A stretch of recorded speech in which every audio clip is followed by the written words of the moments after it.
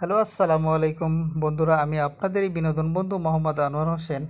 আজ আসলাম নওগাঁ জেলা মান্দা উপজেলার কুসুম্বা মসজিদে, একটি দর্শনীয় ঐতিহাসিক মসজিদ। সেই মসজিদে আসার পরে এখানে একটা পার্ক আছে, পার্কে আসলাম ঘুরতে। সেখানে আছে এই যে অনেকগুলা দোলনা আছে। এখানে দোলনাতে বসে আমরা দুইজন দোল খাচ্ছি।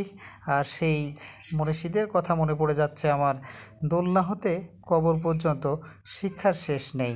তা আসলেই বন্ধুরা, এখানে কথাটা বলা হয়েছে যে জন্মের পর থেকে যখন বাচ্চা দোলনাতে দোলে, সেখান থেকে মৃত্যু অবধি মানুষের শিক্ষার কোনো শেষ নেই।